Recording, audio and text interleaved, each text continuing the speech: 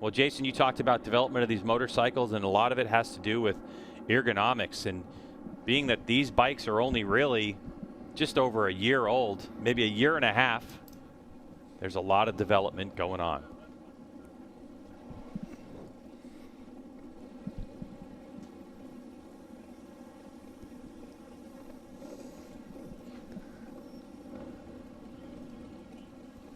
Eight laps scheduled for this Mission King of the Baggers, race number 1 of the day here at Daytona International Speedway, race number 1 of the season.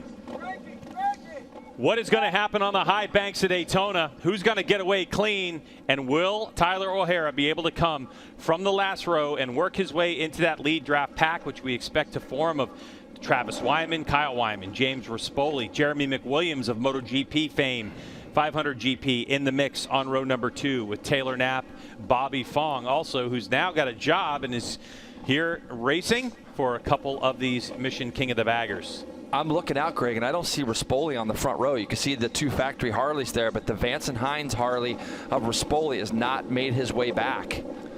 So here we go, race number 1, Mission King of the Baggers from Daytona. When those lights go off, we're rolling. Clutches are out. Kyle Wyman with a wheel in the air. These baggers all up the inside. People rolling all over the place.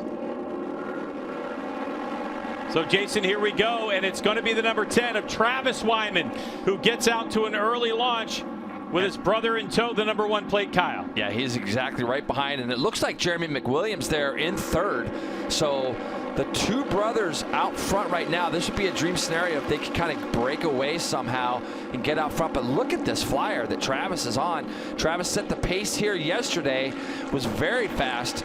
And right now, Jeremy McWilliams is doing all he can to hang on to the back of these guys, Greg, because at the moment, you got 3 guys kind of getting away. And this draft, when they get up onto this banking as they come out of turn 6, is so crucial. As you see Taylor Knapp making a bid for 4th place just behind these guys. But if you look at that Indian, you see what McWilliams is dealing with a little bit. The bike moves around an awful lot on exits, where the Harleys look a little bit more stable right now there at the front.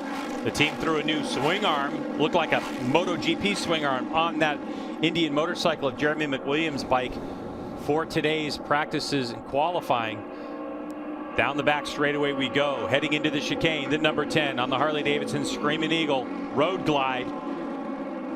The first run into the chicane, and McWilliams starting to lose touch ever so slightly. Wow. And Jason, look at the drive that Travis Wyman's able to get. But your experience on the high banks, is Kyle Wyman in a good place to catch a draft? He's in a great place, and he got out of the chicane really nicely, and he had a quick little glance over his shoulder to see if he's got anybody else there with him.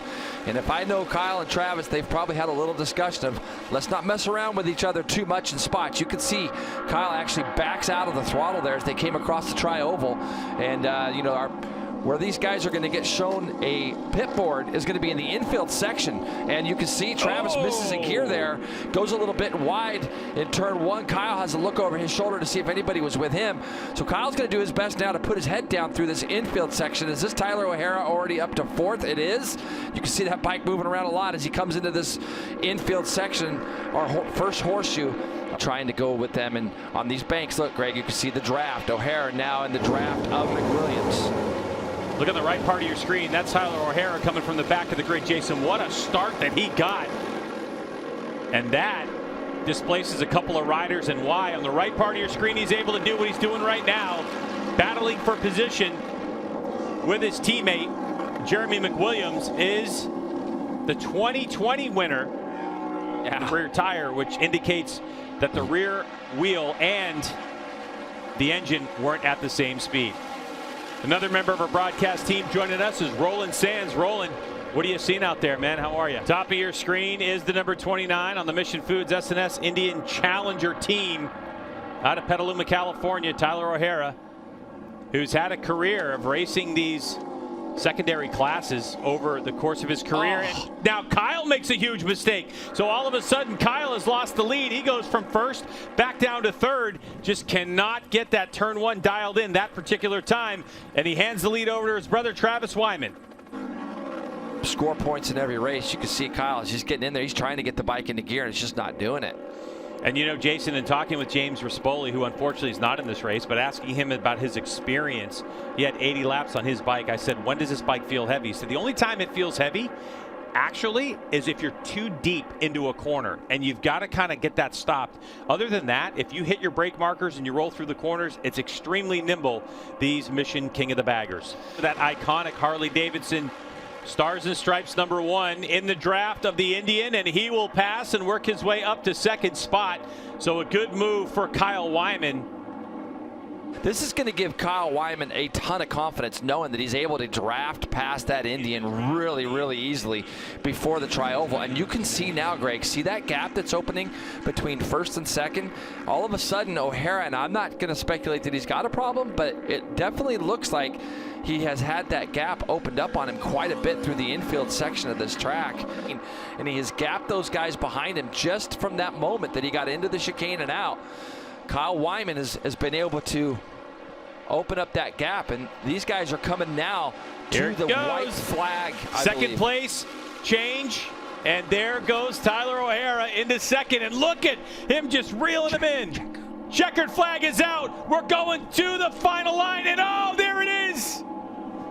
O'Hara. For the race win, O'Hara with a perfectly timed move, and the race win. Well, he held his cards close to his chest, Greg, because for the longest time there, he was running third, staying in third, kind of rolling around. I mean, at one point, it looked like he had lost touch, and he's able to get a double bike draft coming out of the chicane, slingshot around, and win this first race of the year.